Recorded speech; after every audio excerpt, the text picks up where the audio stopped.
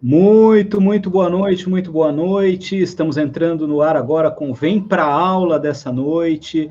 Hoje eu recebo, um dia depois do Dia da Juventude, eu recebo aqui as queridíssimas Jéssica e Camila. Jéssica Moreira, psicóloga, e a Camila Mello, bacharel em Direito. Nós estamos hoje aqui iniciando o nosso bate-papo e convidando todos vocês para entrarem com a gente, para mandarem suas mensagens, para curtirem, compartilharem essa live. Nós vamos conversar bastante sobre um tema que envolve o interesse da juventude, que nesse momento, com certeza, está com uma expectativa muito grande, já vive, né, normalmente, o jovem com uma enorme expectativa em relação ao presente, em relação ao futuro, com todas as mudanças pelas quais o mundo vem passando, impactando na economia do nosso país e da nossa região, das cidades em que nós vivemos.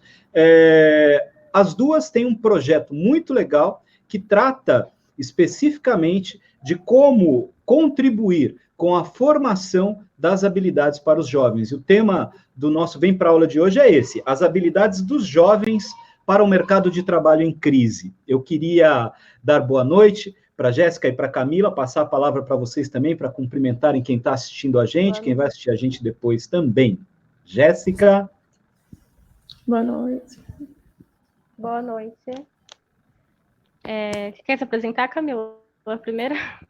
Sim. Boa noite, pessoal.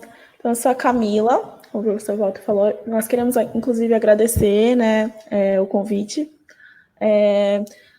Tenho 24 anos, então também estou aí na faixa etária jovem, apesar de recém-formada, né, me formei no final do ano passado em Direito, pela Universidade Católica aqui de Santos. Então, sempre morei também no Guarujá.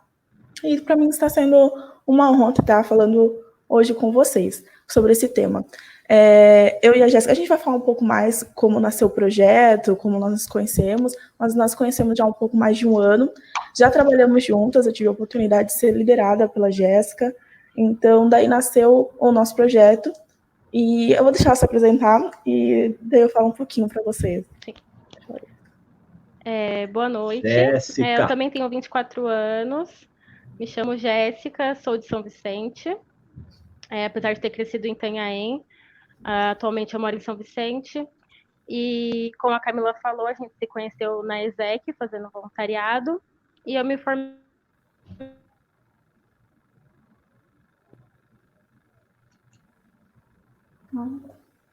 A conexão da Jéssica parece que tá caindo, né? E aí travou um pouquinho, Camila. Eu acho que a gente vai ter que começar aqui, né? Vamos começar entre nós. Ela volta e se apresenta, retorna à internet. Sim. A gente está vivendo... Oi, Jéssica, tua conexão está um pouco lenta, provavelmente. Travou um pouco na tua apresentação. Tu estava falando de voluntariado. A gente não está te ouvindo. A gente não consegue te ouvir. Eu acho que é melhor você desconectar e conectar de novo. Aí, enquanto isso, a gente vai conversando aqui. Tudo bem? Acho que ela desconectando e conectando novamente. Puxa, de novo, né?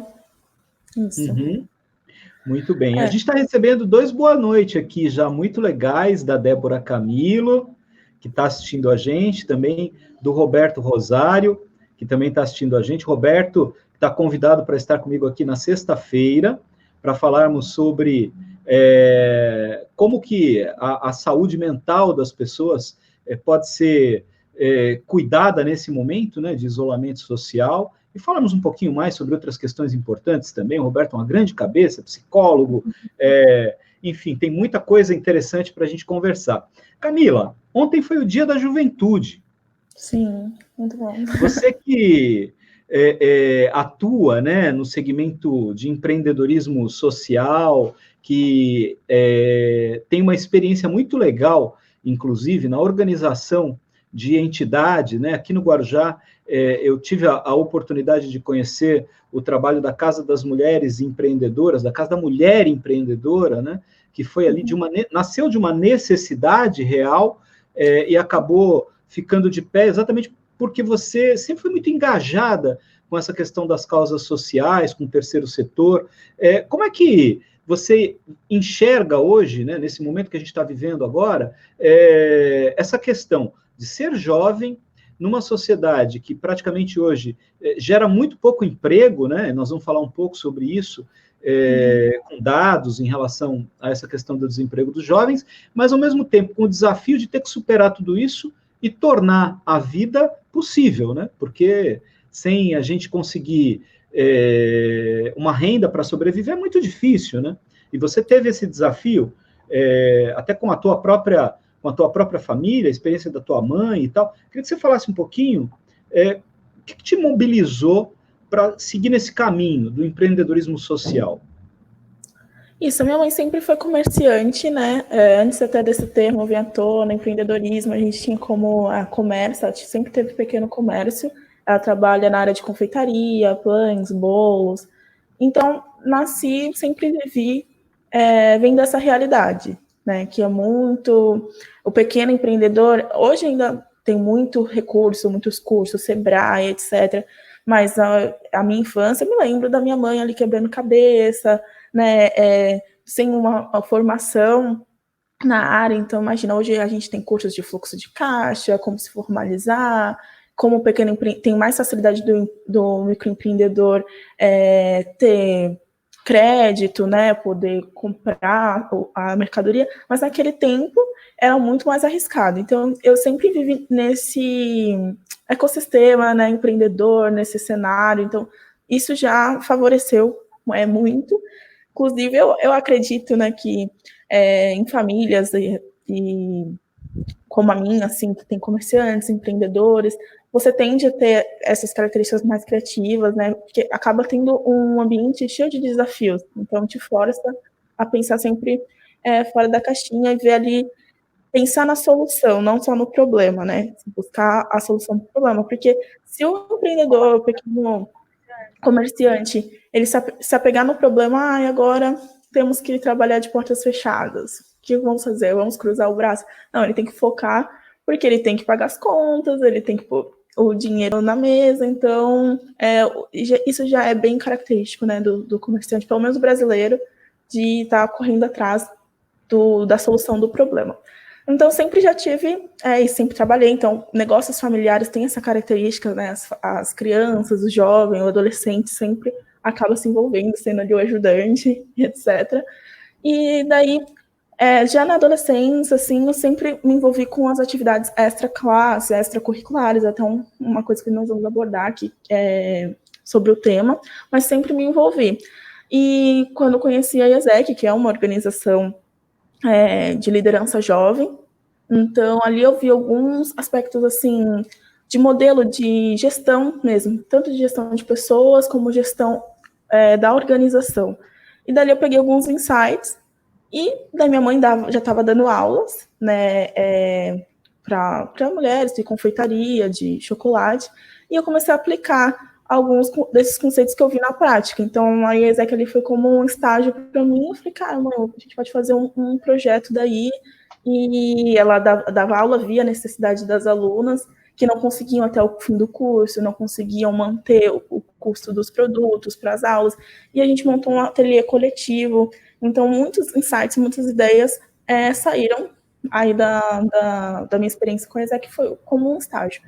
Hoje, o projeto A Casa da Mulher Empreendedora já tem mais de um ano. Teve um piloto antes de 8 meses, agora já tem um ano. Consideramos um sucesso, já tem mais de 75 mulheres formadas e que têm negócios até hoje, negócios familiares, pequenos negócios. Então, foi super importante, é super importante para mim, para minha mãe, para essa comunidade, né, que a gente move. Então, mostra que nós, jovens, também temos essa capacidade de, seja de empreender, de tomar a frente de um negócio, e podemos ter essa responsabilidade de também impactar, né, ali o seu meio. Camila, a Jéssica voltou aqui, está ouvindo a gente? Jéssica? Sim. Está ouvindo a gente? Fala aqui para a gente ver se teu áudio tá chegando.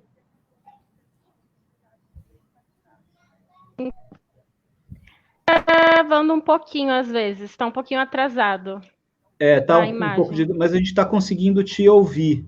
Eu estava aqui perguntando para a Camila um pouco, Jéssica, sobre a experiência que ela teve de, ao mesmo tempo, ter que lidar com uma realidade, enquanto jovem, a dificuldade de arrumar emprego, né, que é uma barreira muito grande. Mas, ao mesmo tempo, ela via a mãe dela, ela estava contando para a gente que, vendo a mãe dela trabalhar, sempre foi comerciante, sempre trabalhou no comércio, né, na prestação de serviços, e aí ela juntou o que ela estava aprendendo, inclusive a IESEC. Eu queria que vocês falassem um pouco mais sobre o que é a IESEC, que é uma ONG, uma organização não governamental, que tem um papel importantíssimo, né, muito legal, e um reconhecimento, inclusive, se eu não me engano, como a maior organização de lideranças jovens do mundo, né, reconhecida pela Unesco, não é isso? Correto. E que faz um trabalho de intercâmbios com empreendedorismo social, focado mesmo na questão dos ODS, dos Objetivos do Desenvolvimento Sustentável. E aí vocês se conheceram lá, e a partir disso é que surgiu a ideia de vocês juntarem o conhecimento de vocês para tentarem, de alguma maneira, ajudar mais jovens a compreenderem que eles podem, sim, mudar a própria vida deles a partir da ideia do empreendedorismo, é isso? Jéssica, ouviu? Tá congelado ainda. Tá com um pouco de delay, a gente só tem que ter um pouquinho só de paciência, mas eu acho que ela ouve também. Jéssica? Vocês estão me ouvindo bem? Agora sim. A gente está te ouvindo. Vocês estão conseguindo me ouvir?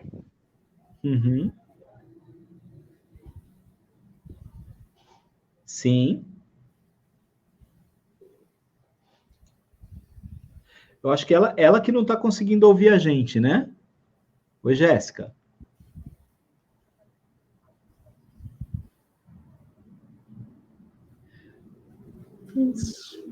Não tá, a Jéssica não está conseguindo ouvir a gente, talvez no tempo que seja possível para ela responder, Camila. Então, vamos ver se a gente consegue travar aqui esse diálogo, porque está meio travada a conexão com ela lá, né? Sim, então, eu queria, sim. Como você estava falando, né, da experiência que você teve do empreendedorismo, da iniciativa de trazer para a tua própria realidade, né, o conhecimento que você foi adquirindo, seja na universidade ou mesmo no trabalho que você fez numa ONG, isso, de certa forma, hoje é um desafio muito grande, né? Mas, como você falou, hoje tem muito mais informação do que no passado, né? Mas eu queria trazer alguns dados para a gente aqui, eu acho que eles são super relevantes, né? O primeiro deles é um conceito mesmo, né? Quem são os jovens? A gente tem aqui algumas definições, né? Segundo a Organização Pan-Americana de Saúde e segundo a Organização Mundial de Saúde, a OMS, juventude é uma categoria sociológica que representa um momento de preparação de sujeitos, os jovens, para assumirem o papel de adulto na sociedade, e abrange o período dos 15 aos 24 anos de idade. Aqui no Brasil, a gente tem uma Política Nacional de Juventude, a PNJ, que considera jovem todo cidadão ou cidadã da faixa etária entre os 15 e os 29 anos de idade. Então, tem uma diferença, né? Nós temos a juventude dividida em 3 faixas etárias, dos 15 aos 17, que são denominados jovens adolescentes, dos 18 aos 24, que são os jovens jovens, e os jovens da faixa dos 25 aos 29, que são os jovens adultos. A gente, entre aspas, né, pode até achar engraçado isso, mas são 3 faixas etárias, dos 15 aos 29 anos, e nessas 3 faixas etárias nós temos a população jovem do nosso país. É difícil entender a dinâmica de uma economia como a nossa, que é uma economia altamente dependente do ponto de vista tecnológico, num cenário de crise constante, como nós estamos vivendo, né? E principalmente agora, nessa crise conjuntural, por conta dessa pandemia, que afeta ainda mais a atividade econômica, né? Então, a gente tem um problema grave, né? O que será do Brasil e da juventude brasileira quando essa crise passar? Se é que essa crise vai passar rápido ou não. Mas a gente, quando estava dialogando e tentando formatar a conversa de hoje, a ideia qual que era? A ideia era que vocês conseguissem trazer essa experiência que vocês têm de como é que o jovem pode fugir dessa lógica de que ele está sendo preparado para um mercado de trabalho de hoje, né? A Michele, ela traz uma contribuição interessante, eu vou passar a bola para você falar a partir daí. Ela diz assim, a Michele Salles, aqui de Guarujá, ela diz assim, cresci sendo direcionada para prestar concurso e ter carteira assinada. Vocês também cresceram para prestar concurso e ter carteira assinada? Vocês não. são mais jovens, né? Aí ela diz assim, os mais velhos não tinham um olhar voltado para o empreendedorismo. Então eu queria passar a bola agora para vocês falarem um pouco sobre isso, esse conflito de gerações, né? É um conflito de direção.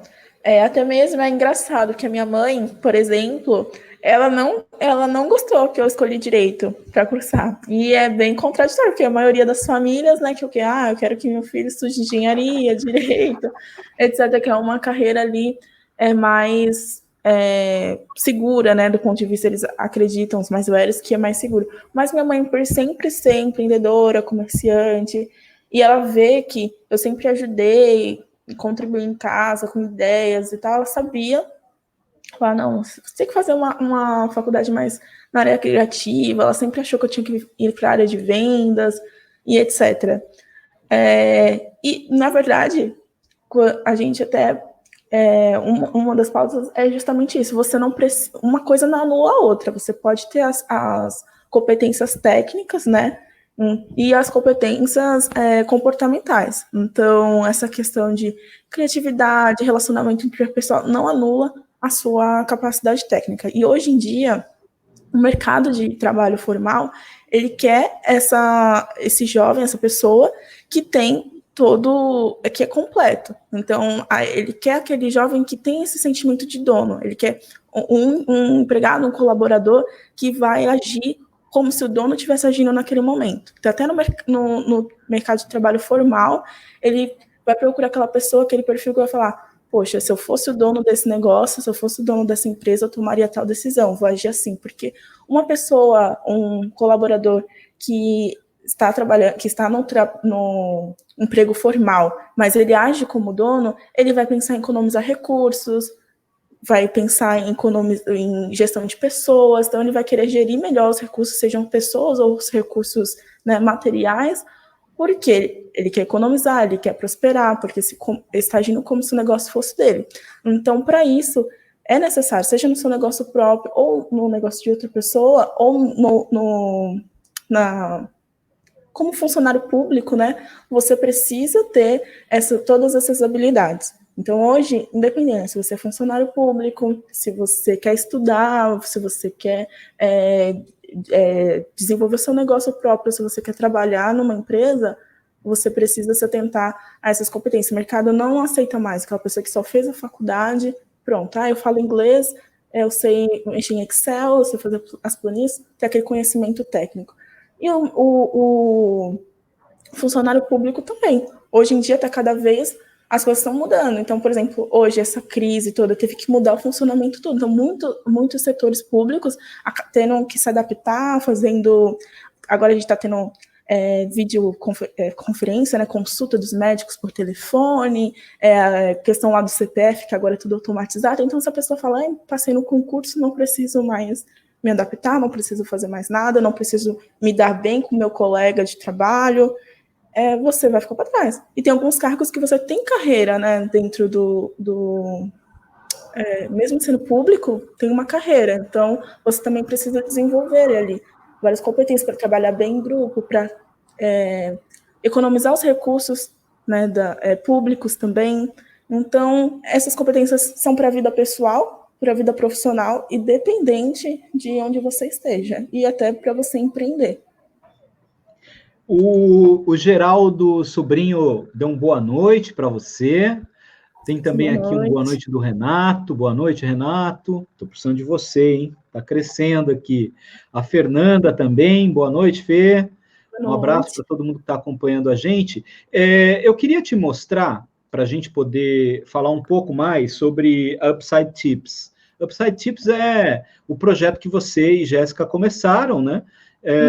Para tentar não, né? Para organizar de uma forma mais pedagógica, mais didática, como que a informação pode chegar para as pessoas, para os mais jovens, para que eles possam, entre aspas, colocar também no seu planejamento a possibilidade de serem empreendedores. Eu tenho uma preocupação muito grande com essa palavra, né? Porque ser empreendedor requer que você assuma um risco de montar um negócio, né? Tem muita gente confundindo ser empreendedor com ser prestador de serviços para algumas empresas, como essas ser empresas... freelancer, né? Freelancer e tal, são coisas totalmente diferentes, né? O conceito, ele é um conceito diferente, o empreendedorismo social, inclusive, precisa ser compreendido também como algo de risco, mas com o sentido de ter um retorno para a sociedade, enfim, é um sentido mais colaborativo, mas o empreendedorismo é algo assim, é ser negociante, vamos dizer assim, né? Pensar em ser dono do seu próprio negócio ou algo nesse sentido. Isso implica em risco. É claro que quanto mais informação você tem, melhor, como você mesma falou, né? Mas a gente está vivendo num país que é isso aqui, né? A nossa pirâmide etária é essa, né? Nós temos uma população jovem, ainda muito grande, mas que está diminuindo, porque a taxa de natalidade brasileira ela diminui, e aí a gente está vivendo nesse momento o bônus demográfico, que é o momento em que a população idosa, somada com a população jovem, que vai até aqui os 29 anos, a soma dos idosos acima dos 60 e abaixo dos 29, até os 29, né? Quem está ali até os 29 e o que está acima dos 60, a soma dessas duas é inferior à população adulta. Então, a gente está vivendo isso no Brasil. Ao mesmo tempo, a gente tem muito jovem no Brasil. E aí, a gente começa a observar, né? Eu queria trazer essa imagem aqui que chama muito a atenção, né? Mãe, estou no desemprego, né? É difícil para o jovem pensar no emprego, porque essa é uma realidade difícil mesmo, né? A gente tem um desemprego muito elevado, e onde está a maior taxa de desemprego? Está na camada dos mais jovens, olha lá, entre 18 e 24 anos, o desemprego é de 26,6%.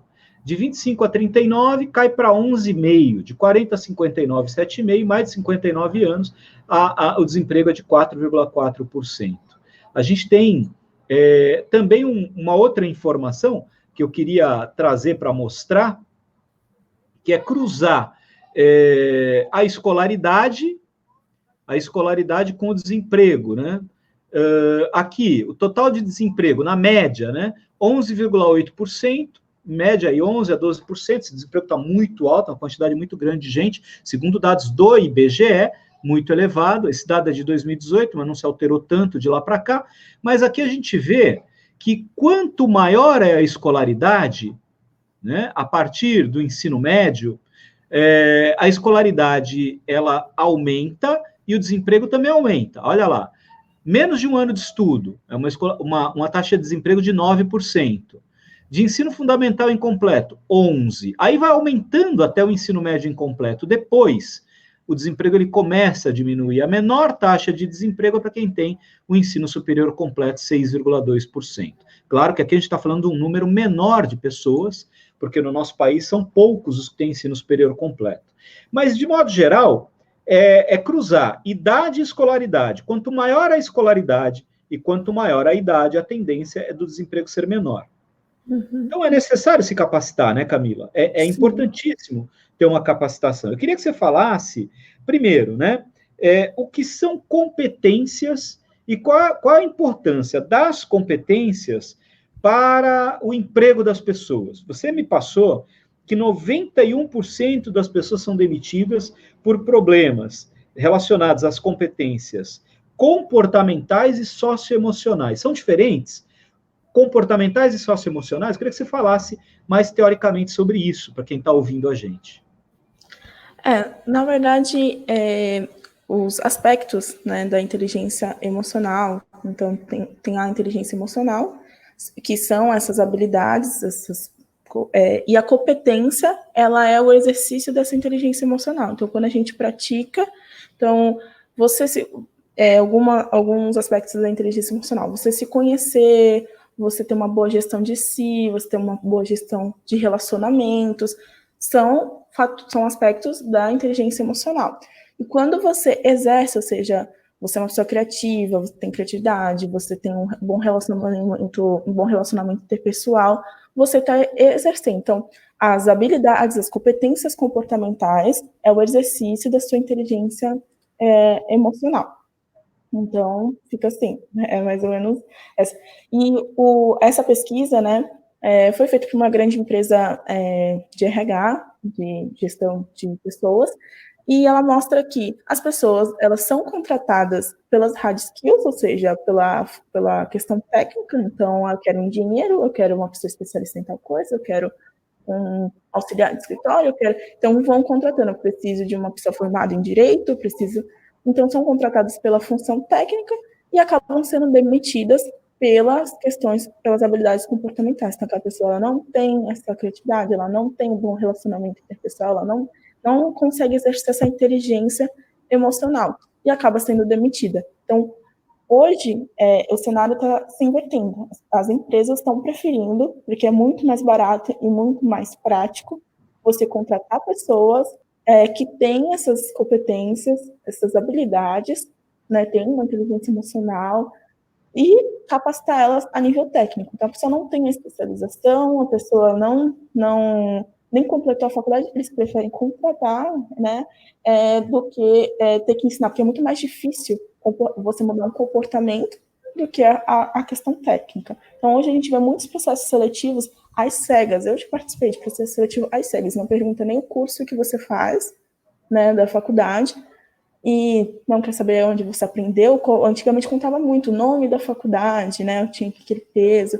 Hoje em dia, a gente está vendo uma crescente nesse sentido, de tipo, não perguntam qual é a faculdade, nem qual é o curso, o que importa, eles aplicam os testes, as dinâmicas, para ver se você é uma pessoa que tem essas habilidades. Então, tem um bom relacionamento interpessoal, tem a criatividade, resolução de conflitos, resolução de problemas. Então, é muito mais interessante uma pessoa que é muito mais rico ter uma pessoa na equipe, na empresa, com todas essas habilidades do que uma pessoa que é formada. Então, treinamento eles vão conseguir dar. Não sei, não tenho habilidade com Microsoft, com programa de computador. Tem treinamento na empresa. O importante é que você seja uma pessoa comunicativa, uma pessoa criativa. Então, eles pegam as principais competências daquele cargo, selecionam através das competências e sai muito mais barato, porque depois menor a chance de aquela pessoa ser demitida, aquela pessoa vai crescer na empresa, o valor agregado na pessoa para a equipe é muito maior, então ela acaba trazendo mais resultados, né, para a função, para a empresa, então acaba sendo economicamente muito melhor, né, porque claro, as empresas elas vão pensar no lucro, né, quanto aquela pessoa vai lucrar. É o retorno do investimento, né? Exatamente. É o retorno do investimento. As pessoas, elas também são, entre aspas, né, um ativo para essas empresas, né, em qualquer nível, né, o investimento que se faz em treinamento, em capacitação, tem que dar um retorno, evidentemente, e aí, nesse sentido, quando você pensa que muitas empresas dependem muito de pessoas, né, principalmente as empresas na área de prestação de serviços, né, que atuam diretamente, lidam diretamente com pessoas, talvez algumas dessas habilidades elas sejam mais requeridas do que outras, né? Eu sei que você trouxe para a gente aqui algumas dessas competências, né? Você pode dizer para a gente quais são essas principais competências, ou quais as categorias de habilidades e competências que o jovem ele precisa compreender, até para ele saber, por exemplo, se ele tem alguma delas mais desenvolvida do que a outra. Eu ouvi uma vez sobre isso, né? Ninguém é ruim em tudo, né? E ninguém é bom em tudo, né? A gente precisa descobrir no que a gente é bom e investir nisso, né? E capacitar ainda mais, melhorar ainda mais essa nossa habilidade, é isso? Esse é um detalhe muito importante para quem está ouvindo a gente. Todas essas habilidades que eu vou falar, que a gente vai falar aqui, elas, você não precisa nascer, tá? E não existe ninguém que vai ter todas, né? Que vai ser desenvolvido em todas elas. A pessoa tem tudo, 100%, e não tem ninguém que não possa desenvolver. São todas treináveis, são todas todas elas você pode desenvolver a qualquer momento da vida também, é importante dizer isso. Então, às vezes, esse tipo de coisa a gente não tem, né, na escola. A nosso ensino é muito, tá engatinhando nesse sentido de inteligência emocional, é muito defasado. Então, a gente não tem aula de criatividade, aula de resolução de conflitos, de relacionamento interpessoal na escola. Então, você pode falar, eu não tive nada disso na escola, não fui estimulada na família, né, quando eu era criança, agora eu tô velha, eu não vou aprender. Não, você pode se desenvolver, essa proposta, né, do Upside Tips. Então, através de conhecimento, o Instagram é um Instagram, né, @UpsideTips. A gente põe todo dia um material, a gente está postando diariamente, então é conteúdo, você vai lendo, mas posteriormente a gente quer fazer consultorias e treinamentos, inclusive para empresas, né, e treinamentos, consultoria a nível individual, para o indivíduo que quer desenvolver isso, ou para empresas que querem treinar os seus colaboradores, e também escolas, né? Então, levar esses treinamentos. Então, todo mundo pode desenvolver a qualquer momento, qualquer fase da vida, e ninguém tem todas, tá? Então, não tem aquela coisa, nasci assim, vou morrer assim, todo mundo pode se desenvolver. Jéssica, acho que você está... A Jéssica chegou, vamos ver se ela está conseguindo ouvir a gente e falar. Espero que agora não... Agora tá bom. Não travando o meu navegador. Vocês estão me ouvindo bem agora? Estamos te ouvindo. A gente está conversando um pouco aqui, a Camila falou para a gente sobre a questão das competências necessárias, mas a gente não entrou nelas ainda, né? Então, eu queria passar a bola, então, né, Camila? Vamos passar a bola para a Jéssica, para ela falar um pouco dessas competências? Sim. Você quer que coloque uma daquelas telas que você separou? Sim, eu estava ouvindo. A imagem, pode ser começar né? Vocês não chegaram ainda a falar quais são, não. Conversar, certo? Vou pôr aqui, então. É isso aqui? Começa por aqui? Sim, começa por aí. Então, vamos lá. A gente tem palavra com vocês. Jéssica? E que é inteligência... Bom, acho que eu vou me apresentar a oportunidade. Jéssica, tenho 20 anos.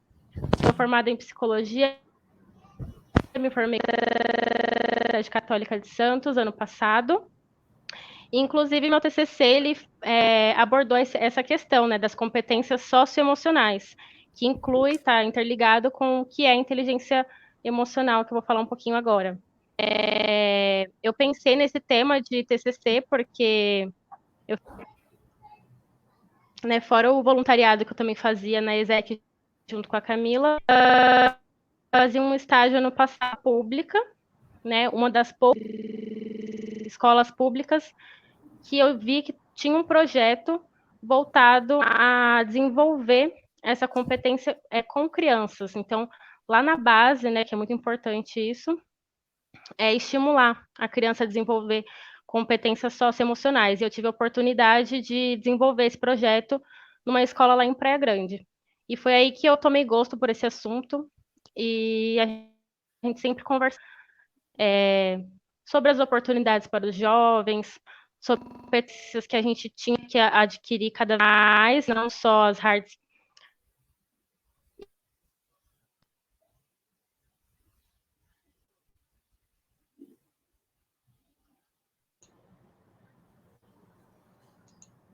Caiu o teu áudio, Jéssica. Não sei se está conseguindo ouvir a gente, mas a conexão realmente está muito ruim. Eu acho que o navegador realmente deve estar com algum problema. E aí a gente ouviu bem até um pedaço, depois novamente caiu. A Jéssica estava se apresentando e falando que formada em psicologia, está me ouvindo agora? Formada em psicologia, que compreende muito bem como são esses processos de seleção de pessoal.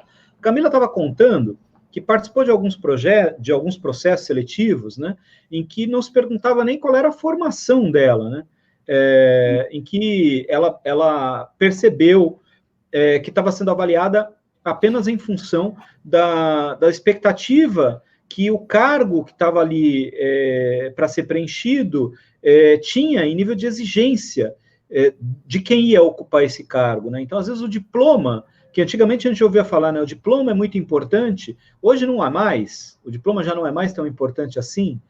Como que é isso, né? Como é que a gente pensa em relação a isso? Eu como professor, falo isso para os meus alunos, é certo dizer isso? Olha, o diploma não é mais tão importante, você precisa aprender a fazer entrevista, é isso? Não, antigamente, né, eu acho que a questão é que antigamente era um diferencial você ter a faculdade, né? Ainda, como você disse, são poucas pessoas que têm um nível universitário completo. Sim, só que hoje está num nível tão exigente você entrar no mercado de trabalho que é o mínimo, já é básico, é obrigação você ter ali a faculdade. Então, isso nem é mais tão importante ao nível de, nossa, ele tem uma faculdade, então vai ser ele que vai receber a promoção, é ele que vai, né? Então, daqui para frente, né, acreditamos que vai ser isso. Então, você tem que ter a formação, né, secular, normal, né, direitinho, mas não vai valer de nada, né? As pessoas, tanto para você entrar no mercado de trabalho como para você se manter, que é o principal. Então, essa questão de rotatividade, então, os jovens, eles têm essa rotatividade maior nas empresas, né? Porque a gente sabe quem ganha menos, o estagiário, né? O jovem, início de carreira, então, não tem são os primeiros cortes. Então, para se manter, você tem que ser necessário dentro do mercado de trabalho. Então, não basta mais ser só formado, né? Direito, eu sou formada em direito, mas tem milhares de pessoas formadas em direito. Então, temos que ver quais são as competências para aquele cargo. Então, por exemplo, eu que penso em advogar em empresa, né? Eu penso em trabalhar dentro de uma empresa. Então, eu vejo isso, que dentro do corpo jurídico de uma empresa, você tem que ter um relacionamento interpessoal bom, você tem que ter criatividade, persuasão. Então, são habilidades que são muito mais importantes que o nome da sua faculdade, que é a sua especialização. Esse ciclo, Camila, da inteligência emocional que você traz aqui, explica um pouquinho isso para a gente aqui. Essa questão da inteligência emocional, ela exige tudo isso que está aqui, autoconsciência, consciência social, autogestão. Como é que é cada uma dessas etapas? Então, a inteligência emocional vai se dividir nessa questão de autoconsciência, que é muito e autogestão, que é muita questão de autoconhecimento. Então, você precisa saber os seus limites, né, gerir o seu próprio tempo, para você alcançar a competência, conseguir exercer as habilidades que o mercado pede. Você precisa se autoconhecer, se autogerir, então gerir as suas próprias emoções, gerir o seu tempo, se conhecer. Então está muito ligado aí ao autoconhecimento. Então, autoconhecimento e autogestão, se autogerir. A consciência social, então, está relacionada àqueles aspectos mais interpessoal, comunicação, persuasão. Então está muito ligado à consciência social, você conhecer o meio, as pessoas, e gerenciamento de relacionamentos. Então, é como se fossem duas esferas, ali, autoconhecimento, autoconsciência e autogestão, sendo mais ligado ao seu autoconhecimento, e a consciência social, gerenciamento de relacionamentos, como você se relaciona com as pessoas e o meio que você vive. Então, é mais ou menos isso. E o somatório disso é um exercício que qualquer um precisa fazer quando pensa em empreender ou mesmo em buscar uma colocação profissional, um posto de trabalho, quando vai para uma entrevista, é necessário pensar nesses 4 itens, pensando nas 2 dimensões. Eu, enquanto alguém que tem que saber bem o que eu estou fazendo ali, quem eu sou, e ao mesmo tempo ter uma visão social clara do que eu pretendo fazer e saber me relacionar com as pessoas, né? Porque a gente vê que é muito difícil, né? No ambiente de trabalho, às vezes a gente percebe que tem gente que não consegue ter um bom nível de relacionamento e acaba perdendo, né? Tem o gênio forte. Eu sou assim mesmo. Meu jeito de falar. E a gente vê que hoje, cada dia mais, essa pessoa é demitida. Então, antigamente, já foi o tempo, né? Que aquelas pessoas, da opinião forte. É um chefe. Hoje a gente vive um mundo que é de quem é gestor, não é mais quem é chefe, né? É o líder, é o gestor, é quem sabe gerir melhor. Então, essas pessoas estão cada vez aquela coisa que a gente, nossa, essa pessoa é autoritária, não é exemplo de nada e está aí há anos na empresa. está caindo cada vez mais. Essas pessoas estão sendo desligadas. É diferente também, né? Ser líder e ser chefe, né? Sim, com certeza. O líder, ele tem que motivar a equipe, né? Fazer junto ali, saber engajar. O chefe, ele só vai mandar, né? Então, tem uma grande diferença. A liderança, para você ser um bom líder, você tem que se autoconhecer, você tem que ter uma boa relação com seus liderados. Então, é muito mais completo. Chefe, qualquer um pode ser. Mas o líder, você tem que desenvolver. Liderança é uma competência que você pode desenvolver. Aprende a ser líder, então. Sim, você aprende. Você falou da questão mesmo da escola, né? A gente percebe claramente que tem uma evasão muito grande, principalmente no ensino médio aqui no Brasil, né? A gente está superando já as grandes dificuldades na primeira fase da educação básica, que é no ensino fundamental. A educação infantil ainda é um problema no Brasil, é um tema que depois a gente vai falar em uma outra live, porque a primeira infância é uma das fases mais importantes para a formação educacional. A gente vê o ensino fundamental, a gente vê o ensino fundamental hoje atendendo a uma quantidade muito grande de crianças e cumprindo um papel, embora a qualidade de ensino ainda seja um grande desafio, né, do sistema educacional brasileiro. Mas aí a gente sai do ensino fundamental e vai para o ensino médio. Quando chega no ensino médio, aí a gente cria uma barreira enorme, aí cria uma enorme dificuldade. Por quê? Porque a evasão é muito grande, porque a gente perde muito aluno e tem muito jovem fora da escola. E você falou que existem algumas competências que não se aprende na escola. Você, como jovem, como alguém que hoje já formada, né, uma jovem formada, graduada, está indo aí para pós-graduação dentro em breve, está no mercado de trabalho, enfim. Você acha que deveria aprender isso na escola?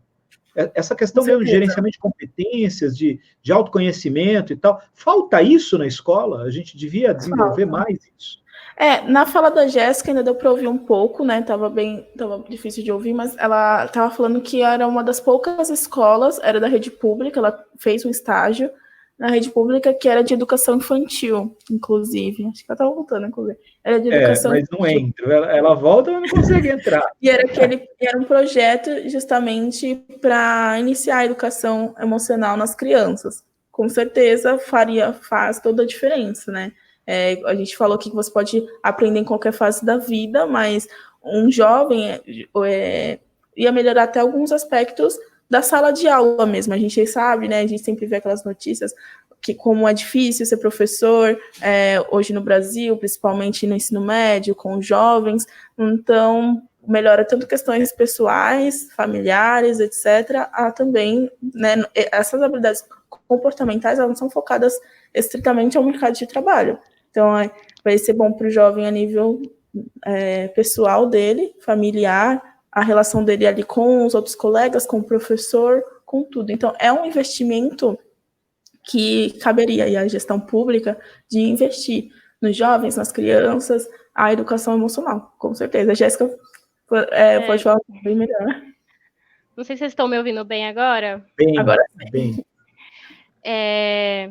Como a Camila estava falando, caberia a gestão pública, só que muitas vezes não é investido porque é um investimento que ele só vai trazer retorno a longo prazo e muitas vezes não é interessante para quem está no poder, muitas vezes, investir nessa questão. Uma questão que você não consegue ver o retorno imediato, né? Mas, com certeza, faria toda a diferença. Bom, quando... Desculpa, Jéssica, te cortei, sim. Pode falar. Eu ia introduzir a questão da inteligência emocional, que quando eu estava falando cortou, mas pode fazer a pergunta. Não, eu queria... a gente estava falando aqui, né, a Camila, ela desenvolveu a explicação sobre esse círculo, né, da inteligência emocional, falou para a gente dessas duas partes, da autoconsciência e autogestão, e da necessidade de ter uma consciência social e gerenciamento de relacionamento como diferenciais hoje, né, importantes, são aí atributos, né, que qualquer um tem que apresentar na hora que vai se colocar para um emprego, ou mesmo quando você vai pensar em montar o seu próprio negócio, é importante saber lidar com essas habilidades, né, com essas competências, de modo geral, né, habilidade e competência, em algumas línguas, é a mesma coisa, né, aqui a gente diferencia como se fossem ali mais gerais e mais específicas, né? Como uma atividade a desenvolver, a ferramenta para conseguir fazer aquilo, né? E aí a gente tem outras duas coisas importantes que vocês trouxeram para falar, que são o slide número 2 e o slide número 3. Aí eu queria introduzir para vocês explicarem para a gente sobre isso, né? Essa questão mesmo da autoconsciência, mais detalhadamente, né? Que você está com algumas palavras-chave que eu acho que são super legais. Se fosse possível, Jéssica, dar uma esmiuçada nisso para quem está acompanhando a gente e pensando assim, caramba, eu vou fazer uma entrevista, aí o professor falou para mim que eu tenho que fazer ensino superior, senão eu não vou ter um bom emprego. Aí vem a Camila e me diz que não precisa mais fazer ensino superior. Estou falando certo, Camila? Estou brincando, não é bem isso, né? Não adianta mais só fazer o ensino superior. Além do diploma de ensino superior, você tem que ter outras habilidades, né? E aí, como é que ele faz para treinar, para se preparar para isso? Nessas 4 dimensões que vocês falaram. Aí vocês prepararam esse slide, que eu acho que é bem legal, que seria interessante se você pudesse explicar. Claro. Bom, aqui a gente separou como se fossem as ramificações, né, dessas 4 competências, dessas 4 inteligências, né? Essas inteligências, elas foram classificadas dessa forma pelo Daniel Goleman, que ele é um psicólogo norte-americano. E dentro dessas 4, né, tem essas ramificações que eu coloquei. Mas tem muitas outras, essas são as principais, assim, são palavras-chave que eu trouxe para ilustrar melhor para vocês. Então, dentro da autoconsciência, o que é autoconsciência, né? Não é uma palavra que a gente fica usando sempre. Então, eu coloquei aqui de uma forma mais simples de compreender, que seria o reconhecimento das próprias emoções. Por isso, inteligência emocional. Então, o indivíduo, ele saber reconhecer mesmo, nomear o que ele está sentindo. Uma criança, ela vai ter muito mais dificuldade. Só que muitas vezes as pessoas também chegam na idade adulta, por exemplo, e somatiza, não sei se vocês já ouviram essa palavra, que é quando a pessoa transforma aquela angústia que ela está sentindo, por exemplo, numa doença, porque não consegue pôr em palavras o que ela está sentindo. Fora a autoconsciência, a gente também tem a autogestão. Então, não basta reconhecer as suas emoções, é necessário ter um controle emocional, saber como você vai agir de uma forma adequada diante daquilo que você está sentindo. Ter um panorama positivo, o que seria? Não é você, sempre olha o lado positivo, né? A gente sempre escuta isso, apesar de ser um pouco difícil, né? Diante de algumas dificuldades. Mas ter um panorama positivo é não só enxergar o problema, acho que como a Camila já citou aqui, é também buscar a solução, não focar somente no problema. Isso seria uma pessoa que tem um panorama mais positivo da vida. E adaptabilidade, né, que é uma habilidade que a gente precisa muito agora, nesse momento de crise, seria se adaptar a situações novas. Então, muita gente, a gente está percebendo por aí que, por exemplo, o empreendedor não pode mais abrir seu restaurante, mas as pessoas se adaptaram, estão fazendo delivery, estão fazendo pedido por WhatsApp. Então, isso seria uma adaptabilidade, a pessoa não sucumbir à crise, mas buscar soluções possíveis dentro de cada realidade. E a automotivação seria a capacidade, né, de buscar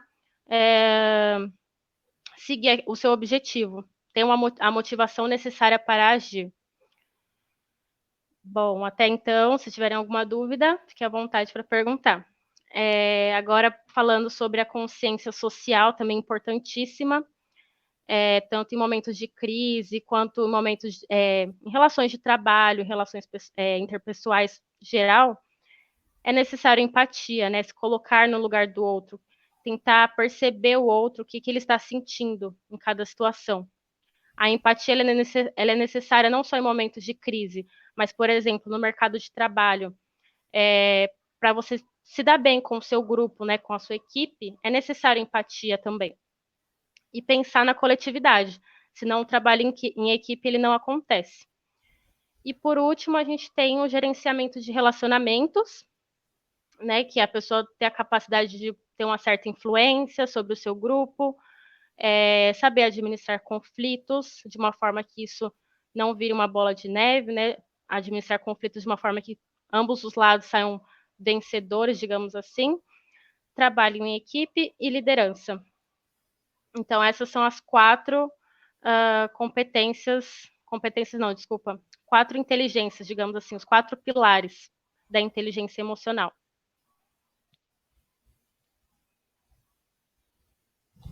Agora não Muito bem. E, bom, dá para fazer isso fora da escola. Vocês, quando falaram da Upside Tips, voltando então, Upside Tips, né? É fácil de achar. Até eu escrevi aqui, fiz um bannerzinho. É assim? Vamos lá. Isso. Tudo junto ou assim mesmo separado? Como é que é? Upside é o nome. A gente colocou tips, que é dicas, né, no Instagram. Então, no Instagram é tudo junto, não tem espaço. @UpsideTips. Mas assim tá certo também. Então, no Instagram é um @UpsideTips, tudo junto, desse jeitinho aqui. Opa! Desse jeitinho aqui. Correto. Upside Tips. E aí é só ir lá no Instagram, dar um curtir, e vocês vão colocando as dicas de como é que pode lidar com essa questão mesmo socioemocional, de capacitação das pessoas para essas habilidades necessárias, habilidades socioemocionais, socioafetivas. Sim, a gente vai colocando dicas, né? A gente iniciou há pouco tempo, mas a gente pretende ir crescendo o projeto e colocando mais conteúdo bacana para os jovens. O senhor tinha citado a questão de como desenvolve, né? Então, essas habilidades, elas podem ser desenvolvidas em qualquer época da vida, mas para isso a gente tem que sair daquela tão falada zona de conforto. Não gosto muito dessa expressão, mas ela descreve melhor o que a gente deveria fazer para desenvolver. Por exemplo, se colocar em situações diferentes e novas, para você saber como que você lida com aquela situação, por exemplo. A ESEC, por exemplo, ela trabalha com voluntariado, intercâmbio, né, de voluntário social. E nesses intercâmbios, o jovem ele tem a oportunidade de se ver numa outra cultura e perceber ele mesmo, como que ele age diante daquela situação, como que ele reage a estímulos diferentes que ele nunca teve. Por exemplo, uma pessoa que nunca trabalhou com uma criança, mas ela vai se aventurar nesse voluntariado social, vai ensinar inglês para crianças, por exemplo, e ela se vê diante de uma situação totalmente nova, e com isso, com certeza, ela vai se conhecer melhor, ela vai ter uma autoconsciência um pouco maior, uma consciência social maior, provavelmente ela vai passar por situações de conflito, em que ela vai exercitar essa capacidade de gerenciar relacionamentos, mas também é importante ressaltar que para a pessoa desenvolver não basta se colocar nessas situações. Ela precisa também estar consciente daquilo que ela está querendo desenvolver. Ter clareza de um projeto de vida, né? Eu vi que agora nas escolas estaduais, eles inseriram alguns componentes curriculares novos, né? Num projeto realmente que tenta trazer a visão do empreendedorismo, projeto de vida e o acesso a novas tecnologias, né? São 3 elementos importantíssimos na atualidade para a gente tentar enfrentar algumas dificuldades que o mercado de trabalho vem apresentando para a gente, né? Eu trouxe aqui para vocês refletirem um pouco, falarem um pouco com quem está acompanhando a gente, algumas informações sobre essa questão do mercado de trabalho. Deixa eu só achar rapidinho aqui, porque tem uma informação muito legal que mostra que a gente não está sozinho na questão do desemprego, que é essa daqui, ó. O desemprego de jovens até 25 anos no mundo. Na África do Sul, mais da metade dos jovens até 25 anos estão desempregados. Na Espanha, bateu em 33,6%.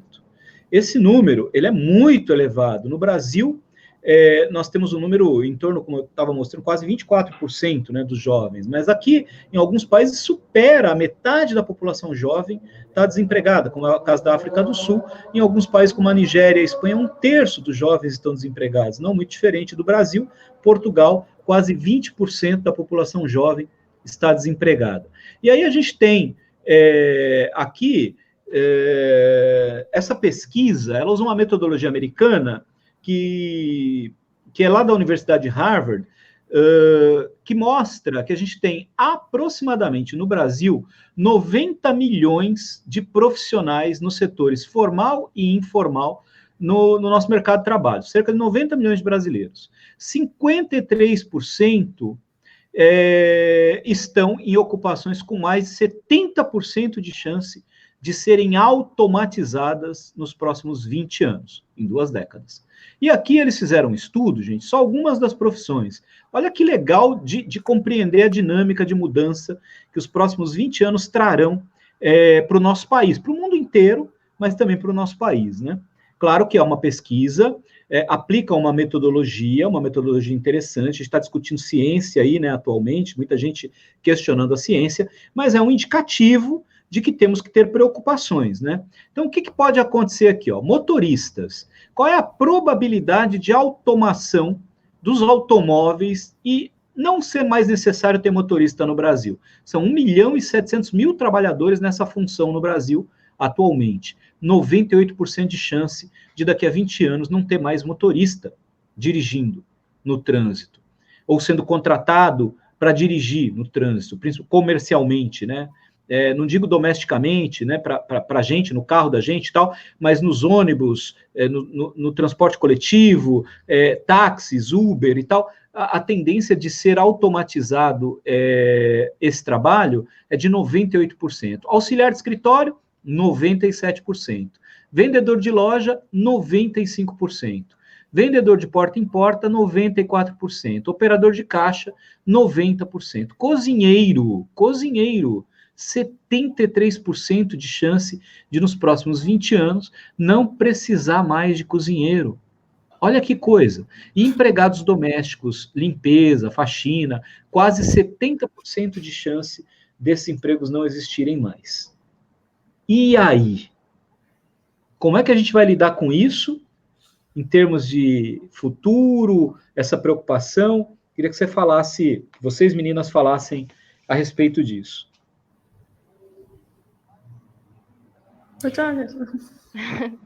É bem preocupante, né? E eu acho que é aí que entra a questão de se reinventar. Da mesma forma que a gente está fazendo diante dessa crise, vendo as pessoas usando a criatividade para ganhar dinheiro de outras formas, que não precise sair de casa ou não precise que os clientes venham até ela. Acredito que vão ter que se reinventar também ao longo desses anos. E já estão, né? Porque há uns anos atrás, quem pensava em ser youtuber, por exemplo, e hoje em dia a gente vê esse grande número de pessoas ganhando a vida fazendo vídeos para a internet, por exemplo. Então, acho que, apesar de algumas profissões estarem desaparecendo, no lugar vão surgir muitas outras também, que a gente às vezes nem imagina no momento. Camila? Sim, tanto esse aspecto, né, de se reinventar e de surgirem outras profissões, como também o que a gente falou no início. Nenhum robô vai superar essa questão, né, emocional do ser humano, então essa inteligência emocional, essas habilidades. Então, vão ter cargos que vão precisar ainda mais do fator humano. Então, a ponta que vai ter profissões que podem ser extintas, que um robô substitui super bem, vão ter cada vez mais também cargos, né, nessa contrapartida, que vão necessitar do ser humano cada vez mais capacitado nesse sentido, no recurso humano mesmo. E aí vai ser necessário reinventar a educação também, né? Essa educação que a gente tem hoje não serve para esse mercado de trabalho que o futuro está mostrando para a gente que ele vai exigir, né? Como vocês estão falando, desenvolver algumas habilidades de relacionamento interpessoal, a gente até acha que na escola se faz isso, porque você tem que aprender a conviver com os colegas de sala de aula, lidar com isso e tal, mas é um pouco diferente, né? Não é aprender mesmo, tem técnica para isso, né?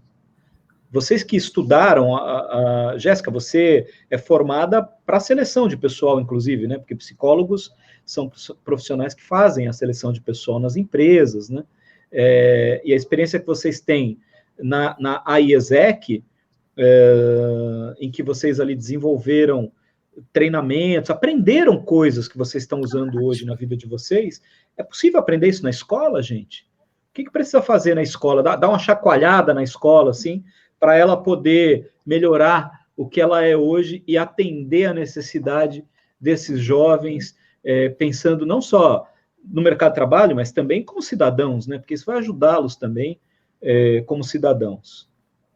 Sim, a BNCC, né, a Base Nacional Comum Curricular, ela já prevê o ensino dessas habilidades socioemocionais, só que a gente sabe que a educação no nosso país ela ainda não tem um grande investimento que precisaria, mas eu acredito que aos pouquinhos vai sendo introduzido essa questão no currículo escolar.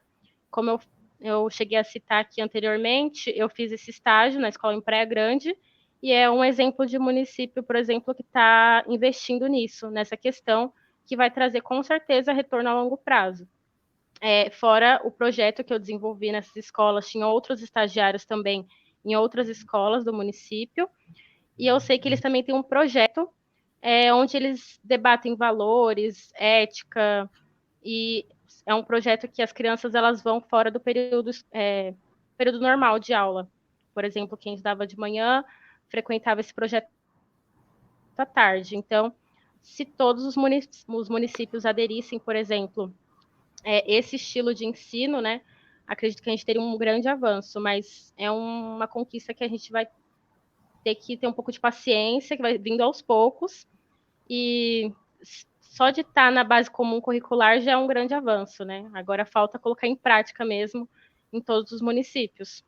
É mais do que urgente, né, que isso aconteça, né, Jéssica? Porque o tempo, o tempo não dá tempo, né? O tempo não dá. A gente está vivendo agora uma situação exatamente assim, né? Nós tivemos que parar, porque o tempo é o nosso maior inimigo. Talvez o vírus não seja o maior inimigo nesse momento, né?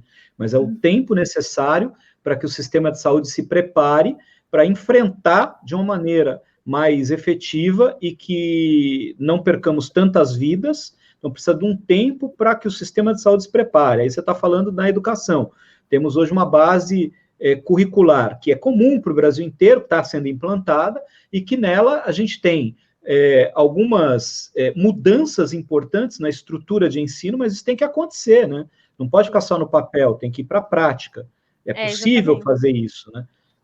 Camila? Tem que ser cobrado. Tem que ser cobrado, ter participação dos pais também mais ativa dentro das escolas, para cobrar e entender o que os filhos deles estão aprendendo ali dentro também. E, claro, não só colocar todo esse peso em cima da escola. Os pais têm um papel importante. Colaborativo, né? Cooperativo também. Colaborativo. E, por exemplo, agora é um caso, né? Com a crise, as crianças estão em casa e muitos pais, assim, nunca nem abriu um caderno, né? Nunca se interessou e agora se vê obrigado a ter que acompanhar o filho. Então, essa questão de ser mais ativos e, né, deixar... Porque tem até mães, pais, famílias que fazem o contrário, né? Falam assim, eu acho que meu filho está precisando de escolinha porque precisa aprender a dividir as coisas, precisa aprender a ter os coleguinhas e coloca na creche, coloca na escola achando que é isso que vai ensinar. Basta colocar na escola para desenvolver o meu filho. Eu vou colocar que ele vai aprender a lidar melhor com as crianças. Meu filho está muito agressivo, está muito brigando, está mordendo o priminho, vou colocar na escola para ver se melhora. Então tem até essa mentalidade de querer terceirizar mesmo. Em vez de a família pegar a criança, ensinar a lidar com as emoções, né, como a Jéssica falou, então também é muito importante essa participação. Claro que a gente fala do poder público, das escolas, etc., porque a gente sabe qual é a realidade, né, no nosso país. Então, a família que o pai e a mãe trabalham fora, né, não tem essa educação da família, não tem esse planejamento, esse tipo de informação não chega, né, para as pessoas também. Então, se é difícil chegar para os professores que estão na linha de frente da educação, que lidam ali com as crianças, imagina para as pessoas que não têm nenhuma profissão que, né, é direto com a criança. Então, é tudo que tem que mudar, mas começa, acho que ele tem um bom pontapé inicial aí, está inserido nas escolas através do poder público, e também aí que está, né, ONGs, né, e outras atividades extracurriculares. Então, a gente está falando aí da primeira infância, das crianças, etc., Mas, por exemplo, eu não tive, por exemplo, acesso a isso na época, né, da pré-escola, do fundamental, mas eu me lembro, assim, na verdade, do Fundamental 2 já, teve uma época que teve Grêmio Estudantil, era Grêmio Estudantil na escola. Eu me envolvi desde aquela época, eu tinha uns 12 anos, então fui atrás. Ajudou, Camila? Demais, assim, o Grêmio Estudantil. Então, eu me lembro de coisas, por exemplo, quando eu construí a chapa para o Grêmio Estudantil para poder concorrer, etc. Eu me lembro que eu fui no comércio local, nas papelarias que tinha em frente da escola, pedi dinheiro para fazer o panfleto da minha chapa, com a propaganda lá com o nome da minha chapa, com dinheiro, sem tirar dinheiro do meu bolso, com dinheiro ali do comércio local. E foi coisas que eu usei na IASEC. Então, eu estava no time da Jéssica, e a gente queria fazer uma panfletagem ali. Falei, pô, a gente podia fazer uma parceria com a escola de idioma, né? Tudo a ver com intercâmbio. E daí, com o dinheiro deles, a gente faz o panfleto e, pô, não gasta o dinheiro da organização. Então, são coisas ali. Eu usei isso quando eu tinha 12 anos e eu lembrei quando eu tinha 23, né? Então, tipo, coisas que ali aconteceram e que me prepararam para situações. E você pode usar isso no seu negócio, parcerias, numa empresa, sugerir isso para o teu chefe, sugerir isso na administração pública, se você é um funcionário. Então, são coisas que você leva para a vida. Então, não depender também. Na minha escola não tem nada, na minha faculdade não tem nada. Se envolve com um grupo de pesquisa, procura coisas. Tem ONGs, tem organismos fora da escola, tem empresa júnior, centro acadêmico. Começa a se envolver também para buscar desenvolver. Isso ajuda também, né? Muitas empresas dão muito valor a isso, né? Essas iniciativas de voluntariado, um envolvimento com projetos sociais, isso agrega valor hoje ao currículo, né? Aquela história, não basta só o diploma, tem um peso esse diploma, evidentemente, mas a gente precisa ter alguns outros elementos ali que vão se agregando à nossa formação, essas experiências, participações, elas contribuem muito, né? É muito legal ouvir você falar de Grêmio, porque os grêmios estudantis, os grêmios escolares, eles são uma ferramenta de democracia relevante para caramba, né? Porque muitas vezes a primeira experiência, efetivamente, de participação democrática dos alunos nas escolas e que ajuda muito, muito, muito a dar essa noção de cidadania, de consciência, de coletividade, de luta pelo próximo. É muito interessante. Mas eu queria perguntar para vocês desse palavrão aqui em inglês. Né? O que é isso aqui? Ó? Soft skills, né? O que são as soft skills? Ou vocês mandaram para mim aqui também quais são as 5 soft skills mais requisitadas, é isso? Isso. Posso colocar aqui para vocês explicarem, não? Pode. Então, vamos lá. Eu vou colocar aqui o que são. Primeiro, explica para a gente o que são essas soft skills, qual a importância delas, e eu vou pôr aqui na tela a imagem que vocês prepararam sobre isso, né? E quais são essas 5 principais? Está em inglês, para quem está acompanhando a gente, está bem fácil de traduzir, né? Organizações Tabajara ensinando inglês, está bem fácil ali, né? Pode falar, Jéssica. Bom, as soft skills nada mais são do que as competências comportamentais, né, que a gente já falou tanto, só que em inglês, né, um linguajar mais corporativo, digamos assim. E esse estudo, esses top 5, né, esses dados, foram tirados do próprio LinkedIn, que é uma rede social corporativa, né? É como se fosse uma rede social onde as pessoas colocam ali o seu currículo, digamos assim, e as empresas podem buscar novos funcionários de acordo com as características que mais lhe agradam. Então, as top 5 soft skills mais buscadas por recrutadores em 2019 foram criatividade, persuasão, colaboração, adaptabilidade e gestão de tempo. Então, a gente pode ver, né, que tem tudo a ver com o que a gente já falou aqui sobre ter inteligência emocional. Cada uma delas se liga mais a um aspecto, né, da inteligência emocional. Eu coloquei aqui para relacionar criatividade com autogestão e autoconsciência, persuasão com gerenciamento de relacionamentos, né, colaboração com a consciência social e adaptabilidade com autogestão e autoconsciência também e gestão de tempo seria autogestão, você saber gerir a si mesmo. Então, aí a gente vê a importância, né, de desenvolver essas habilidades para o mercado de trabalho, porque são essas características que os recrutadores mais buscam nos seus funcionários. Muito bem.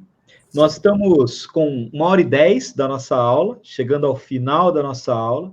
Eu queria, antes da gente terminar, né, convidar todo mundo que está acompanhando a gente aqui para amanhã um bate-papo super legal com a Dina Alves, que é uma feminista negra, que vai estar falando com a gente aqui amanhã sobre a condição da mulher periférica, a mulher que vive na periferia, em relação aos seus problemas nesses tempos de isolamento social. A gente vai estar focando muito essa discussão na questão mais local de Guarujá, vamos falar um pouco sobre as condições sociais e econômicas da população aqui em Guarujá, principalmente da condição que a mulher tem aqui em Guarujá para enfrentar esse momento de isolamento nas periferias da nossa cidade. A gente sabe que é um problema grave social que a gente tem por aqui, esse isolamento está agravando ainda mais, né? E também alertar as pessoas para o isolamento social em si, né? Eu trouxe os dados ontem, trago hoje novamente, aqui o boletim de agora, 5h30 da tarde, da Prefeitura Municipal de Guarujá. Nós temos 18 casos confirmados, 16 em isolamento social domiciliar e 2 óbitos já confirmados de Covid-19 aqui no município. Dos exames que estavam aguardando resultado, 86 resultados voltaram e descartaram a doença. Então, pessoas que tiveram algum sintoma, procuraram a rede pública, fizeram o exame, foi coletado, está demorando muito tempo para o exame voltar, nós tivemos 86 exames descartados, mas nós temos, ontem eram 307, se eu não me engano, hoje são 387 casos suspeitos, ou seja, são quase 400 pessoas na cidade que estão aguardando o resultado do exame para saber se tem ou não a doença Covid-19, estão contaminados com coronavírus. Internados já são 28 pacientes na rede hospitalar aqui do município, 14 pacientes em UTI. Dos 28 internados, nós temos 28 internados, 14 estão em UTI e temos 9 óbitos que ocorreram, somados aos 2 já confirmados, temos mais 9 que estão sob investigação. É possível que a gente já tenha 11 óbitos relacionados à doença aqui em Guarujá, e temos hoje 14 pessoas em UTI. A gente sabe, infelizmente, que os pacientes que vão para a UTI requerem muitos cuidados e ficam, em média, 14 a 15 dias internados nos leitos de UTI. Nós tínhamos, antes da crise, gente, 10 leitos de UTI em Guarujá. Esse número ele pode chegar até a 30 leitos, se todo o esforço que está sendo feito para a montagem do hospital de campanha e para a habilitação de mais 10 unidades de terapia intensiva, 10 leitos de UTI no Hospital Santo Amaro se consolidarem. Ou seja, se a gente ficar só com os 10 leitos de UTI de antes da crise, hoje nós teríamos 4 pessoas que não teriam condições de estarem sendo atendidas na rede hospitalar em Guarujá. Os especialistas falam que o pico não chegou ainda, nós estamos vivendo uma realidade muito dura de saúde pública. Esse pedido para quem pode ficar em casa, colaborar e ficar em casa, ele se repete, todos os dias eu tenho falado disso aqui, repito novamente, se você puder ficar em casa, fique em casa. Infelizmente, o pior ainda não chegou, o momento de pico dessa doença ainda não chegou. Sabe que somos um país muito grande, tem muitas teorias por aí, tem muitas visões por aí, mas é importante que as pessoas tenham consciência de que nós estamos no centro, no epicentro dessa crise. Aqui do lado de Guarujá, na cidade de Santos, nós temos uma das cidades que mais tem casos no estado de São Paulo, uma população idosa muito grande, então a gente tem que, e aqui em Guarujá, uma população em vulnerabilidade social muito grande, e esses 2 fatores, eles são extremamente determinantes para a gente ter uma crise que possamos superar, ou uma crise que seja insuperável. Então tomem muito cuidado com as informações que recebem, com as fontes das informações que recebem. Nós não estamos vivendo Fla-Flu, nós não estamos vivendo Corinthians e Palmeiras, não é um jogo de futebol, não é um jogo de opinião, é um jogo científico, é uma questão científica, é uma questão que a gente precisa pensar muito bem sobre as decisões que toma e sobre as informações que a gente vai transformar em verdadeiras. Hashtag fique em casa, quem puder. Eu quero pedir para a Jéssica e para a Camila para fazerem suas considerações finais, deixarem aqui uma mensagem para quem está ouvindo a gente até agora, e já agradecendo a vocês pela participação, pela contribuição. Jéssica, infelizmente foi difícil, né, a conexão, mas agora no final deu tudo certo, né? Camila, muito obrigado a você também. Quem começa? Qual das duas quer começar? Vou agradecer. Bom, bom, gostaria de agradecer, primeiramente, né, todos que participaram, o convite. O convite para vocês agora, depois dessa reflexão, se você quer se inserir no mercado de trabalho, ou você tem a ambição de crescer dentro de uma empresa, etc., ou seja, você trabalha, seja no seu próprio negócio, né, começa a pensar nesse aspecto, nessa questão de você se autogerenciar, se conhecer e melhorar o seu relacionamento com o meio que você vive, com as outras pessoas. A gente tem muito material bom na internet. Nós estamos postando lá no @UpsideChips, então vocês podem conferir. Diariamente a gente tem postado material. E também se envolvam com atividades extracurriculares. Então tem voluntariado, tem centro acadêmico da faculdade, tem ONGs, tem várias formas de intercâmbio, como a Jéssica falou, realizou também. Então tem N formas de você se desenvolver. E saiba que essas habilidades são cada vez mais solicitadas no mercado de trabalho, que é necessário você se atentar. Se você é mãe, pai, você tem criança, então começa a ser mais ativo, prestar mais atenção nessa questão, cobrar um pouco mais da escola. E vamos ficar todos atentos, porque a realidade está mudando, né? Os tempos estão mudando, então a gente tem que se adaptar a cada dia mais. Pode ir, Jéssica. Bom, muito obrigado, né, pelo convite. Foi um prazer participar desse debate. E para vocês que estão nos assistindo também, fica o convite para acompanhar a gente nas redes sociais, como a Camila já falou. E vai ser um prazer responder as dúvidas. Então, podem mandar mensagem, que a gente vai ter o maior prazer de ajudar vocês. E é isso. Muito obrigado, meninas. Muito obrigado a vocês que acompanharam a gente até aqui. Saudações. Até amanhã. Espero vocês aqui amanhã para que a gente possa conversar sobre outros assuntos. Lembrando a vocês que a gente tem uma programação sempre às 18h50 e, com certeza, se Deus quiser, estaremos aqui novamente. Fiquem com Deus e até amanhã. Certo.